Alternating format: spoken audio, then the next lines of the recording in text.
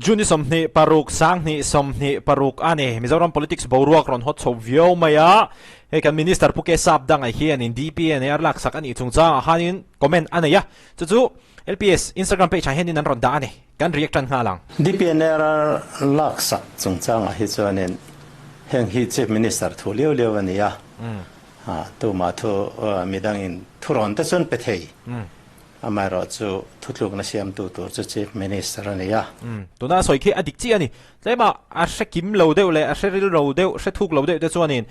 kan chief minister chu vati omang lo ve atinge tianga lak sak ringo ta te pok han lo ti theya kha thil om thei ve hring frimania chan chu mishing kan tam to amo ti chuanin adot le a chuanin puke sabdang a khianin direct dewa chief minister ava pu le ava be na ang pon ka ngai san lo thil ni dan asoi ve maya kangai ni ke ma thoda na chuan mo a chan chu nia chief minister kha thu bera minister in a department na chan thei lo te le minister in he ka changdu ati pon chief minister thu khania chuan te khan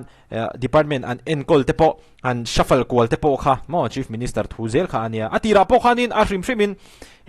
governor khanin minister te po a appoint ma se chief minister advice na in khatiang kha ani zela thil khamo then chief minister en duang taka asiam ani maya ki ni chu chief minister noya na thok kan nia ti chu ni china athil soi poi mole de pakhat kha midang te panan advice theya ti kha nia adikreng ani midang atangin advice adong thei ma se atopa chuan chief minister thu khan ni le thawa ka chief minister khan mania press conference ani apo khan soi towa kumsang ni somni pali atang khanin political affairs committee lampang khanin khatiang khanin man lo la chho to ma ro chu umsang ni somni pali atang dei to khatiang rotna lo om to kha tun thenga engma action lo om lo awang le tun haya chief minister soidanang zelin MZU le MSU lampang te atanga voice aron om le ta ka wang khan hetiang hianin thil a thleng chhota ani ti khan chief minister khanin aron soi boka chuanin hemi Department of Personnel and Administrative Reform hi en that ngai siam that ngai ani dan hi ke chonin ka va hre thiam big chia lo nang mani yang thau kania amaro chu siam that anga yan yang hetianga thil an thlen chho tak na chan chief minister soida khan kumsang ni somni pali vela tang an intin mani action lo lata chu ni chho se chu hetiang hianin news te po hi borok te po hi le opposition te chatui te po hi omlo mai turang khania amaro chu khatiang ani lo wang khan ti khan thila kal chho ta chu wangin ani hian chang to lo sela ti chang kan chang lo mai tur na chang ro se ti chang kan chang le mai tur ania tun ma pon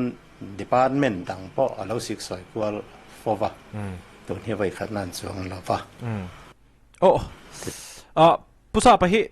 intinge aril ruput mang takhi he thia wa har ka ti he thu soi mang hi chonin thu hi khu ka ti ang reng khop maya alung oi lo nge lung oi ve tho nge po ka he thiam lo wa ke phei chuan mo chuan tuna DPNR an lata po hi mak po kalau ti ran pa lem lo wa ril runat zong phei zong kalau la lo re nga nui chu kin soya khathil te kha mak po kalau ti lawa ril runat zong chon ril runat zong pon ka lawa ti kha he ka gai to thir na tang sang sang ring na thlir thei kha te mak po ka ti lawa ati kha alo thleng don ti alo shelok ani theyem ma kha thil pakhat om thei ani ti chuanin apani le na chuanin tiang in sik soi te hi chu a thleng fawa chu wang chuanin an sik soi ani ve maya tia wang hanin mak ati lo ve thei tho thil pani kha om thei ta tlet mai ni kha chu in oi du zok khani to mai PSC ka tel lo wa PSC member ka ni lo wa chu bana re lang ka tel heta hen comment section a henin PSC chu enge han soi fi ti on ron dia political affairs committee ti na ni mo aril khop mai antifin ei turten ngai to thin te tevela oi omlo a political affairs committee chu party chunga a san pa committee in din le hetianga an party ina sarkar an siam dana in kai shwai enge an lung oilo an du khoplo na te party shwai tu te na sarkar kaldan du khoplo na te le mason turan ngai na te le khati ang chi vel soi tu committee kha ani de berin ka sheka soi fe thiam da chon on the spot soi fe chu har khop maya lak sak chan lama kha chu ngani kan va song to thiam san pa lo wa tur tia la ni mai ado chuan mirang po pe thea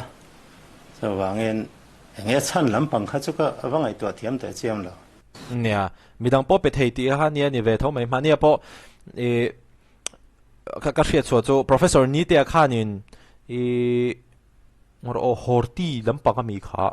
ข้าเตียงข้าจังโตโลเล็ดข้านินก็เชียร์ชัวร์ค่ะโม่ข้าเตียงเวลข้าอันนี้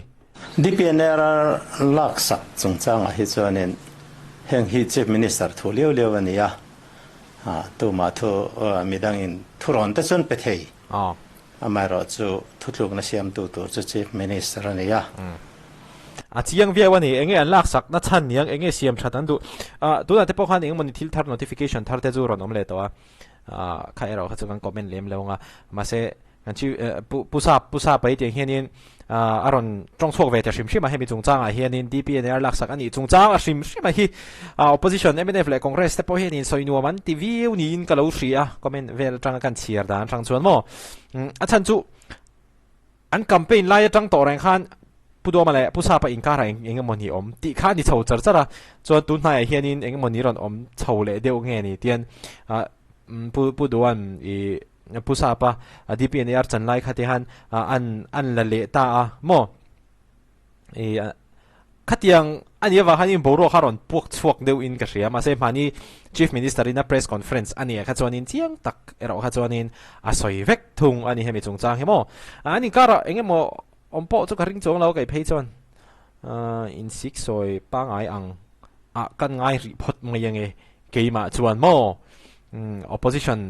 MNF Congress แต่จุนดีใจละเองมั่วชิมเดี๋ยวอังไงตัวนั้นแต่พอกันในเวทีเทียมาเราจูนิวทรัลตะกัดเขียนจวนนินเองมาที่ยังเห็น voice นั่นในวักบ็อกซี่แล้วว่าจูวางจวนนินเองทุกทาร์เจียงจอกเลยมาจูยังกันเราทีร์ดาวไม่เนี่ยจูตลอดเลยคดีจอกขัดทุนจุมาตานักการฮันเรียกเวทีจวนนี้วิดีโอเลยหมดเลยเช็คตัวเนี่ย